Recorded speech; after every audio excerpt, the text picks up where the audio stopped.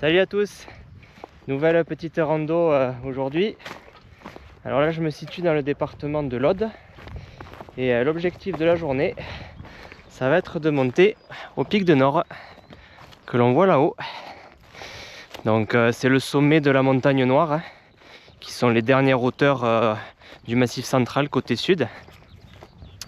Donc j'ai démarré ma boucle du village de Pradelles-Cabardès dont on voit quelques maisons là-bas. Et l'objectif, ça va être d'abord de descendre dans ces montagnes là, voir passer quelques hameaux.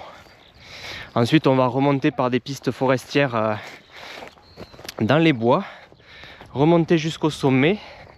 Et ensuite, on bouclera par une autre petite montagne avant de redescendre au village. Donc pour ceux qui ont suivi un petit peu les reportages que j'avais publiés par le passé, vous avez dû voir qu'il y a 2 ans, donc j'ai réalisé un grand trek sur 2 mois en itinérance pour traverser tout le massif central du nord au sud en essayant de relier un petit peu tous les points culminants de chaque massif, un peu comme la HRP dans les Pyrénées. Et donc le dernier sommet que j'avais gravi, c'était du coup le pic de Nord, voilà, qui est le dernier grand sommet à plus de 1000 mètres au sud. Sauf qu'à l'époque, voilà, quand j'étais passé, je me rappelle très bien, c'était le 1er juillet 2024. Donc normalement une date à laquelle la saison estivale est bien installée normalement. Et en fait j'avais eu une tempête du début à la fin de l'étape. Donc j'avais commencé la journée au petit hameau de Salès en bivouac. Je m'étais réveillé sous le brouillard en me disant bon, j'espère que ça va se lever. Et puis en fait ça s'était pas levé de la journée, ça a même empiré parce que plus je montais sur les crêtes, au roc de Peyremont, tout ça, plus il y avait du vent, plus le brouillard était épais. Et quand j'ai fini au pic de Nord là-haut, c'était vraiment la tempête. Il y avait un vent à plus de 100 km/h je pense. On n'y voyait pas à 5 mètres. On se caillait, il faisait super froid. Pour un 1er juillet, j'avais toutes mes couches, j'avais le bonnet et les gants. Enfin, c'était incroyable. Et donc voilà, je suis redescendu à Pradelles-Cabardès où j'avais dormi. Et je m'étais toujours dit, bon, un jour quand même, il faudra que je revienne au pic de Nord par beau temps. Et ben voilà, c'est aujourd'hui. Aujourd'hui c'est bon, on ne devrait pas avoir de tempête. C'est plutôt bien parti. Parce que ouais, du coup j'avais pas du tout profité du panorama de là-haut quoi. Ce qui était bien dommage. Donc aujourd'hui, on devrait pouvoir voir tout ça. Enfin. Allez, et bien c'est parti, je vous amène avec moi pour cette petite boucle.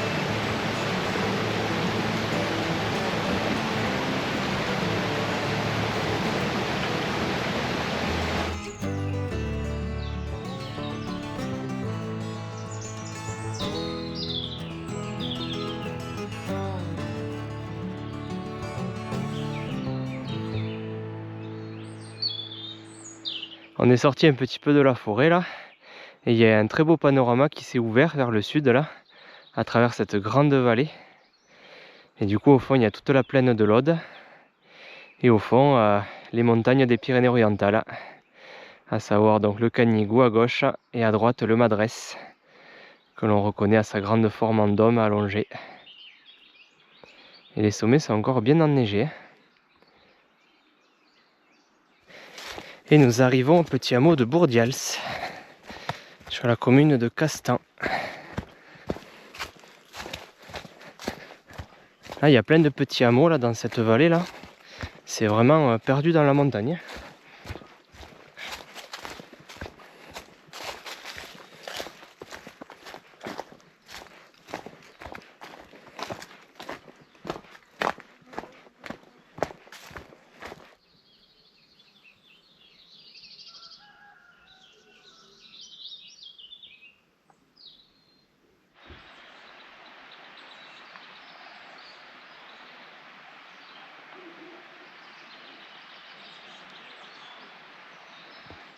Et là nous avons un magnifique parterre de Fiker. Petites fleurs jaunes là qu'on voit. Elles sont très nombreuses, elles sont très jolies.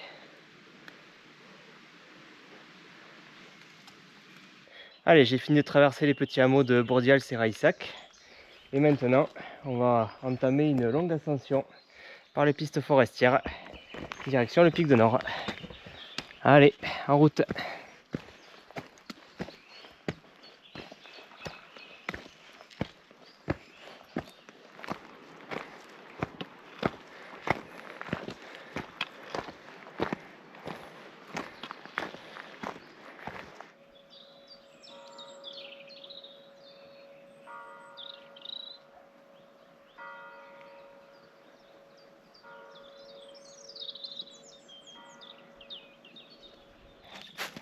Et bien on va continuer la montée. Il fait grand beau, il fait bon, c'est super en cet début avril. Allez, direction le pic. On doit être à peu près, je pense, à la moitié de la montée. Et là, il y a carrément des jonquilles au bord du chemin. Allez, pile poil au bon moment. Ah ouais, mais il y en a partout là. Ah ouais, c'est beau là. Ça fait des points jaunes dans les fougères là, desséchées. Ah ouais, là-haut, il y en a un paquet tasse là.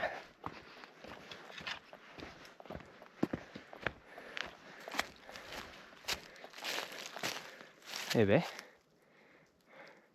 Ah, je m'attendais pas à en trouver comme ça aussi dans un environnement aussi exposé, j'avoue. C'est vrai que les jonquilles, c'est plutôt dans les bois, assez sombre et bien humide. Là, c'est plein cagnard sous les sapins. Mais bon, visiblement, elles s'y plaisent.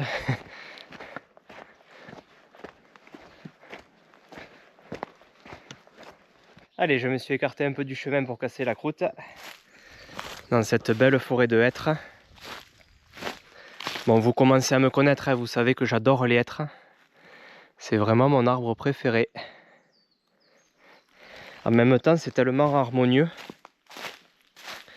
Ces troncs bien lisses là, couverts de mousse. Les branches tortueuses jusqu'en haut. Là, il n'y a même pas les feuilles, il n'y a que les bourgeons qui sortent, mais c'est quand même beau. En fait, en toute saison, c'est beau les forêts de hêtres. Et les feuilles, elles sont magnifiques aussi, elles sont bien vertes, elles ont une belle forme, harmonieuse aussi. Ah ben d'ailleurs là, dans ce beau parterre de feuilles de hêtres, nous avons des scies, me semble-t-il. Bon, je ne saurais pas vous dire exactement l'espèce parce qu'il y en a plusieurs. Mais ouais, je pense que ce sont des scies. Elles sont belles, hein.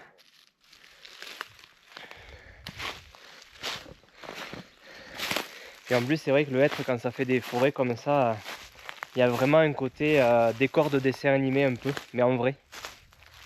Comme je dis souvent, ça fait un peu forêt hantée ou forêt enchantée, ça dépend. Mais il y a vraiment un côté très poétique, je trouve, à cet arbre. Ça fait des décors vraiment somptueux. Là, en plus, c'est hyper calme, il n'y a pas un bruit. On entend presque les insectes faire crisser les feuilles.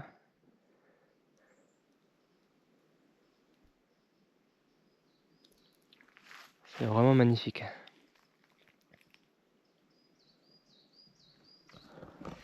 Allez, et bien sur ce, on va se restaurer un peu. Et ensuite, on continuera la grimpette vers le pic de Nord. Allez, à tout à l'heure.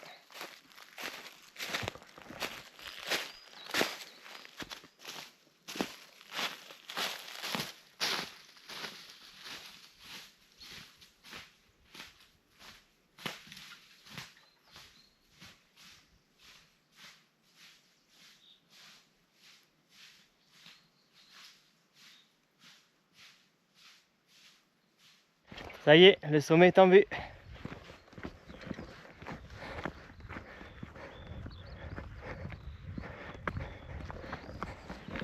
Avec sa fameuse tour de télécom, la rouge et blanche, moi ça me fait penser à la fusée dans Tintin, vous savez, l'épisode Objectif Lune.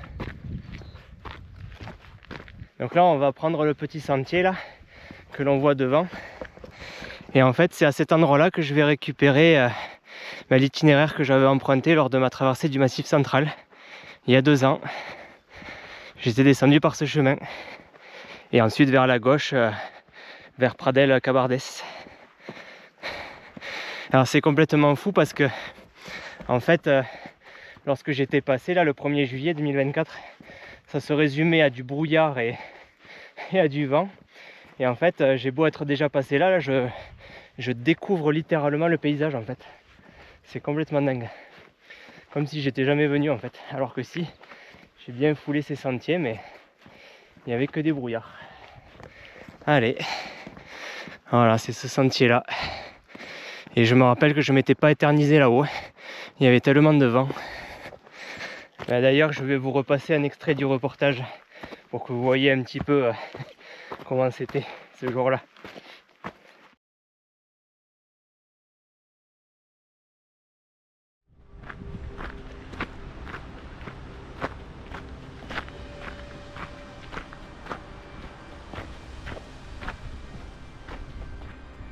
Bon là c'est un peu dur hein, quand même. C'est vraiment on se croirait en novembre. Là encore une fois c'est l'automne complet. On voit pas 10 mètres. Il y a un vent de tordu. Le brouillard super épais, ça se lève pas. Il n'y a pas un chat. C'est n'importe.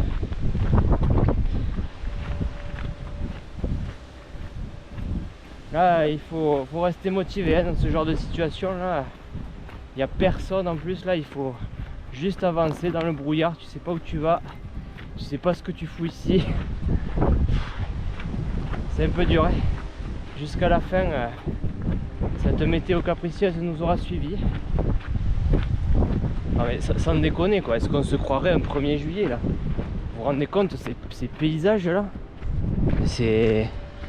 Ça va pas du tout quoi. C'est de la folie en fait. On est toujours sous la tempête. Ah ouais, il y a du vent, du brouillard. Pour l'instant, pas d'évolution. Donc il va falloir rester motivé pour continuer la crête jusqu'au pic de Nord. Allez, petite pause d'abord et puis après, on se remettra en route.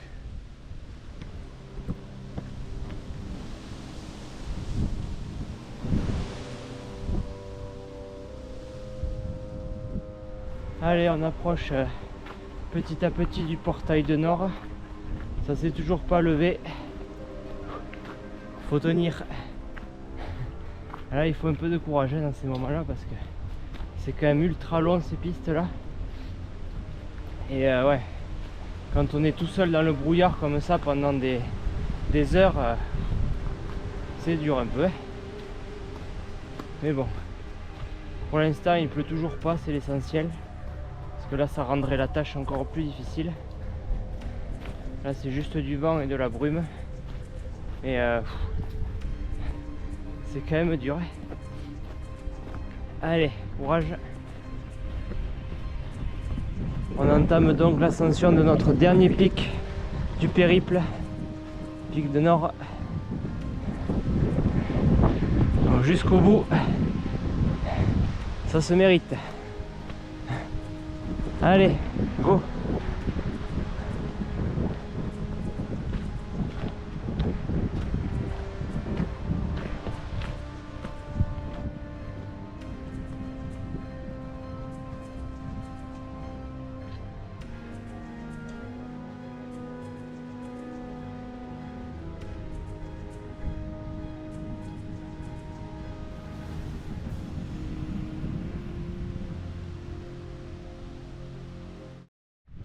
Et ouais, j'espère qu'on pourra s'abriter parce que c'est pas encore près de se lever. Allez, le dernier effort pour le dernier pic de la traversée. C'est parti.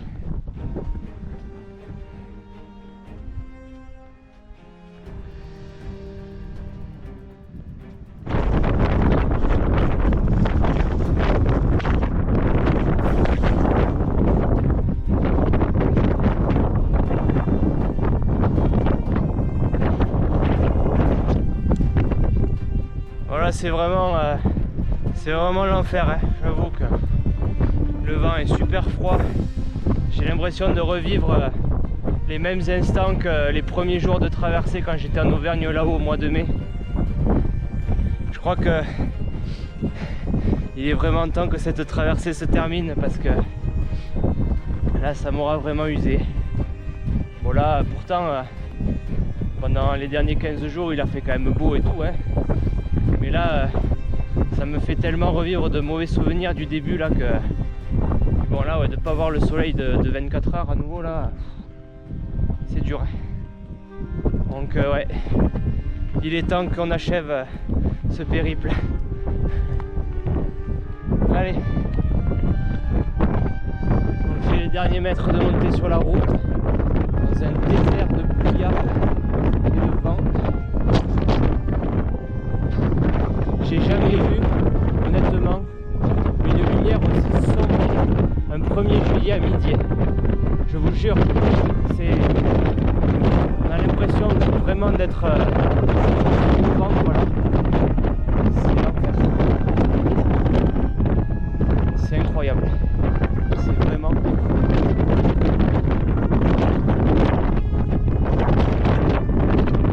on arrive au sommet du pic de Nord sous la tempête. C'est vraiment n'importe quoi là. Il y a un vent tempétueux, il pleut un peu. On n'y voit pas à 10 mètres. C'est atroce. Allez, on va filmer le panneau juste pour dire qu'on y a été, mais c'est tout quoi.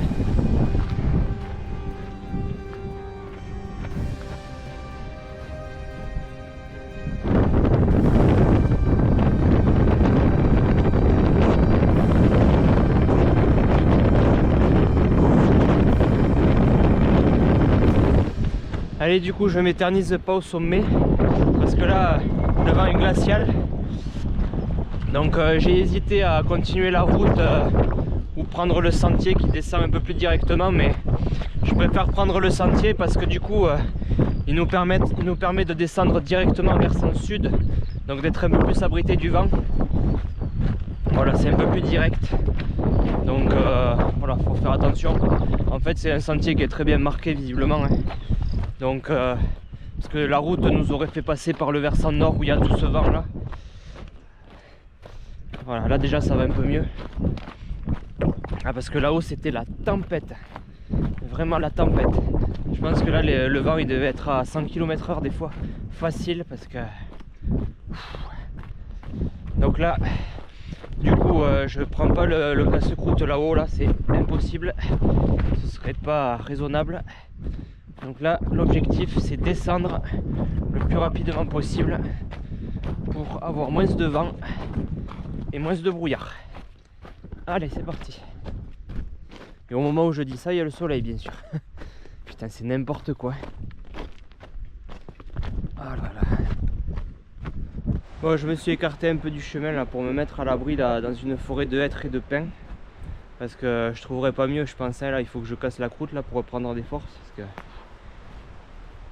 Alors là je suis au niveau du Rocco d'Astier, ça s'appelle là. C'est un petit chaos rocheux là qui a là-bas là.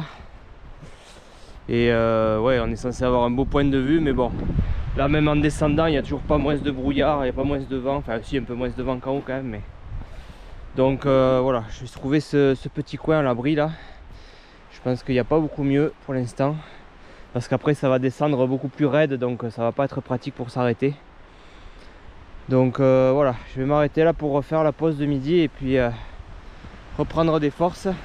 Et après on descendra au village de Pradelles-Cabardès du coup, où je suis bien content d'avoir un gîte ce soir. Allez, pause. Allez, je reprends la descente là. On aura quand même eu un petit peu de vue. Donc on voit le village de Pradelles-Cabardès en bas là où on va descendre pour finir notre étape. Il y a un joli parc d'éoliennes et puis on voit toute la plaine là de l'Aude. Mais bon. Wow.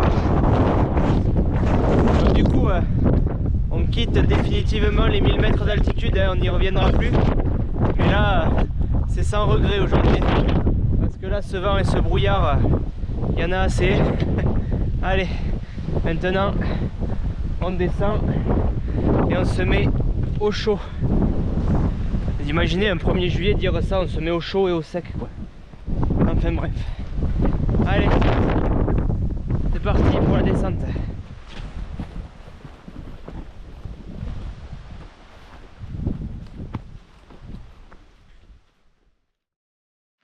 Bon mais voilà, c'est à ça qu'a ressemblé ma première visite au Pic de Nord. Donc c'est pour ça que je comptais y revenir une fois par beau temps. Et là, on peut difficilement faire mieux, on a un ciel tout bleu. Là il y a le panorama qui commence à se dégager derrière moi. Je vais vous montrer tout ça une fois qu'on sera en haut.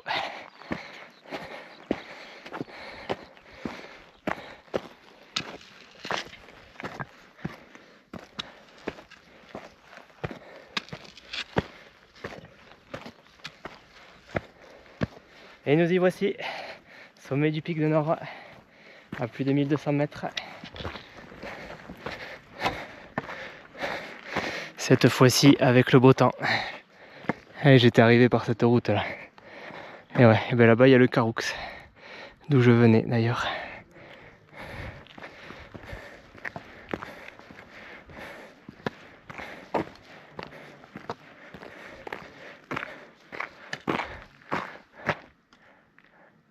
Et bien ça y est, nous voici au sommet, à côté de la fusée. Et bien je regrette pas d'être venu parce qu'effectivement le panorama est exceptionnel. Donc en gros, ouais, par là-bas derrière la tour, il y a tout la suite du Massif central, donc le Haut-Languedoc, on voyait le Caroux, les monts de la Cône, l'Espinouse. On voyait la mer, là-bas là, il y avait toute une bande blanchâtre au loin. Donc on voit la Méditerranée. Bon, la lumière n'est pas exceptionnelle, mais bon, on voit quand même très bien. Et là, du coup, vers le sud, on voit quasiment toute la chaîne des Pyrénées. Bon, la caméra, on verra quasiment rien. J'essaierai plutôt de vous mettre des photos zoomées au montage, si je peux. Mais bon, globalement, on commence avec le Canigou, ensuite le Madrès, tout le Cap-Cyr, les Pyrénées ariégeoises. Moi j'arrive à distinguer les Stats, le Montcalm, le Vallier. Et on arrive à distinguer tout au bout le pic du Midi de Bigorre. Donc on voit quasiment jusqu'aux Pyrénées-Atlantiques, ouais, jusqu'au 64. Et après donc devant toute la plaine de l'Aude avec Carcassonne, le couloir du Languedoc. Et ensuite donc plutôt côté nord-ouest, eh bien on voit une ville tout en bas au fond, je pense que c'est Castres.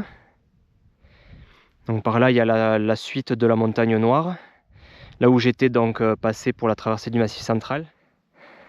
Et alors vers le nord, tout au bout, il me semble apercevoir un petit massif avec de la neige. Donc peut-être que c'est le Cantal. Donc rendez-vous compte un petit peu tout ce qu'on voit. On est vraiment dans un point géodésique central où on voit la mer, les Pyrénées, le Toulousain, une bonne partie du Massif central. Enfin, c'est vraiment exceptionnel. Allez, du coup, je vais faire une petite pause pour profiter de l'endroit et de la vue que je n'avais pas eu il y a 2 ans. Là, je découvre complètement, c'est top. Et après, cet après-midi, pour rentrer à Pradelles, on va redescendre par les crêtes là qu'il y a devant. Et on va aller sur la petite montagne là, le roc de Nourette, devant. Et ensuite, on redescendra vers la gauche, en direction du village, pour boucler notre boucle.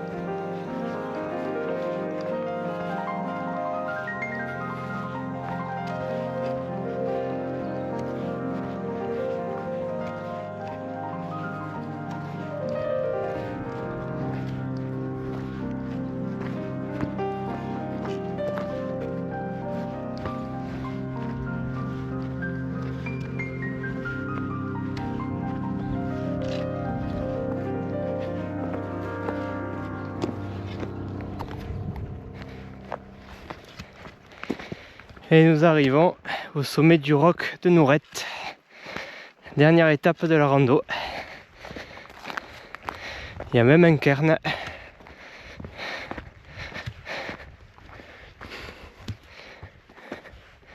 Ma question panorama, hein, c'est tout aussi bien. C'est tout aussi beau.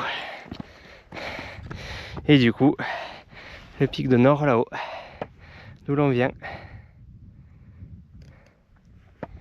Et ouais, on voit bien la mer là-bas au fond. Et toute la chaîne pyrénéenne.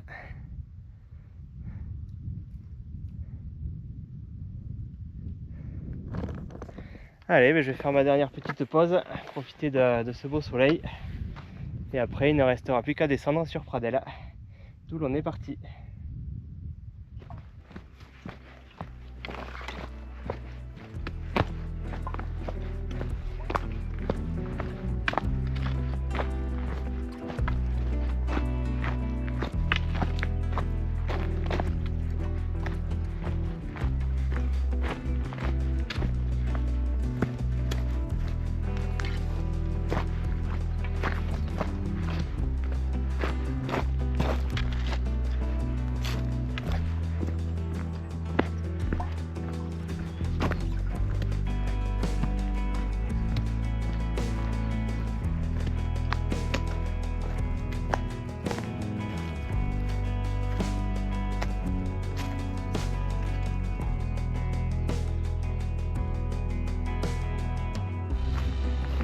Allez, je m'apprête à retrouver le petit village de Pradelles-Cabardès, d'où je suis parti ce matin. Ce qui va conclure cette petite boucle jusqu'au sommet du pic de Nord. C'est une très chouette journée. Donc j'espère que cette petite vidéo vous aura plu. Et je vous dis à bientôt pour la prochaine rando. Allez, ciao!